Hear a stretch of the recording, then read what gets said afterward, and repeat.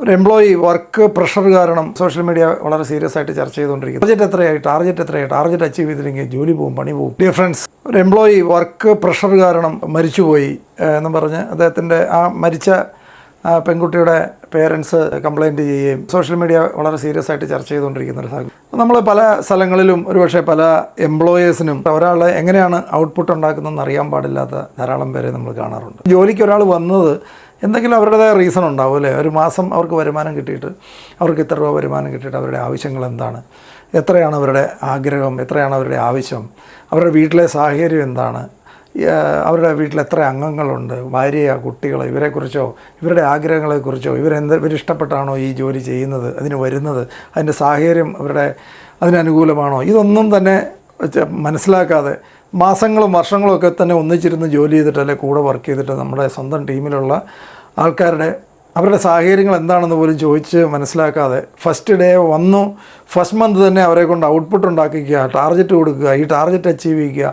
Target എത്രയാണ് ഈ മാസം ടേൺ ഓവർ എത്രയാണ് എന്ന് ചോദിച്ചുകൊണ്ടിരിക്കുന്ന ധാരാളം എംപ്ലോയീസ് ഉണ്ട്, ധാരാളം മാനേജേഴ്സ് ഉണ്ട്. അപ്പോൾ സ്വാഭാവികമായിട്ട് ഒരു നല്ല ഒരു ലീഡർ ചെയ്യേണ്ടത്, അല്ലെങ്കിൽ നല്ലൊരു എംപ്ലോയർ ആയിട്ടുള്ള ഒരാൾ നല്ലൊരു ലീഡറാണെങ്കിൽ, ഒരു മാനേജർ ഒരു നല്ല ലീഡറാണെങ്കിൽ അദ്ദേഹം ചെയ്യേണ്ടത് അവരുടെ സാഹചര്യം എന്താണെന്ന് ഇതിനെക്കുറിച്ചൊക്കെ കുറച്ചുകൂടെ നന്നായിട്ട് മനസ്സിലാക്കിയതിന് ശേഷം ഈ മാസത്തെ ടേൺ ഓവർ അച്ചീവ് ചെയ്യുന്ന, ഈ മാസം ടാർഗറ്റ് അച്ചീവ് ചെയ്യണമെന്ന് പറയുന്നതിനേക്കാളും കുറച്ചുകൂടെ നന്നായിട്ട് അവർക്ക് ഏറ്റവും നല്ല അന്തരീക്ഷം ഉണ്ടാക്കി കൊടുക്കാൻ സാധിക്കുകയാണെന്നുണ്ടെങ്കിൽ അത് ഈ മാസം ഇത്ര രൂപ നമുക്ക് ഇൻസെൻറ്റീവ് വാങ്ങിയാൽ ഇന്ന കാര്യം നമുക്ക് സാധിക്കുകയല്ലേ, ആ കാര്യം സാധിക്കാൻ ഞാൻ എന്താണ് ഹെൽപ്പ് ചെയ്യേണ്ടത്, അല്ലെ ഈ മാസം 1 ലക്ഷം രൂപ ഇൻകം ഉണ്ടാക്കിയിട്ട് അല്ലെ 2 ലക്ഷം രൂപ ഇൻകം വരുത്തിയാൽ, ഇൻസെൻറ്റീവ് ഉൾപ്പെടെ 2 ലക്ഷം രൂപ ഇൻകം വരുത്തിയാൽ ഇന്ന കാര്യം സാധിക്കുകയല്ലേ, ഇന്ന പ്രോബ്ലം സോർട്ട് ഔട്ട് ചെയ്യാൻ പറ്റിയല്ലേ, അതിന് ഞാനോട് കൂടി സപ്പോർട്ട് ചെയ്യാം, അത് നമുക്ക് ഇപ്രാവശ്യം ആ ഇൻസെൻറ്റീവ് വാങ്ങണം, ഈ മാസം ആ ഇൻകം എത്തിക്കണം എന്ന് പറയുന്നൊരു ബോസാണ് കൂടെ നിൽക്കുന്നതെങ്കിൽ അദ്ദേഹം നമ്മളെ സഹായിക്കാൻ വരുന്നതായിട്ട്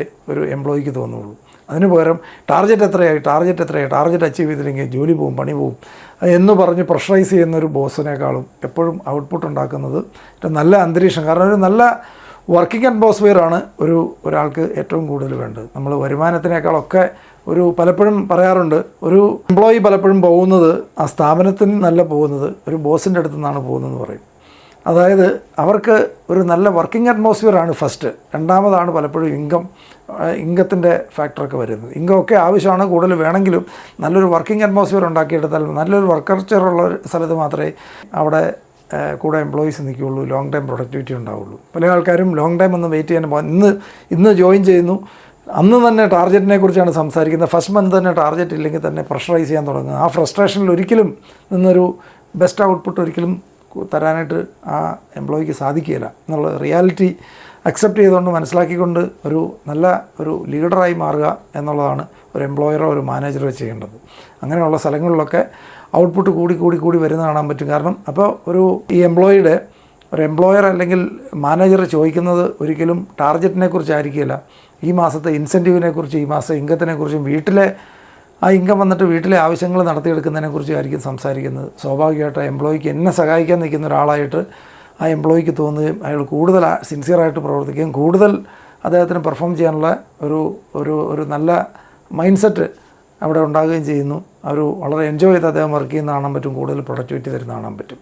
ഇത് ഇനിയുള്ള കാലത്ത് മാനേജേഴ്സും ഓൺട്രപ്രണേഴ്സും ഒക്കെ ഏറ്റവും ബെസ്റ്റ് ലീഡറാകുക എന്നുള്ളതാണ് ഏറ്റവും പ്രധാനപ്പെട്ട ഒരു കാര്യം.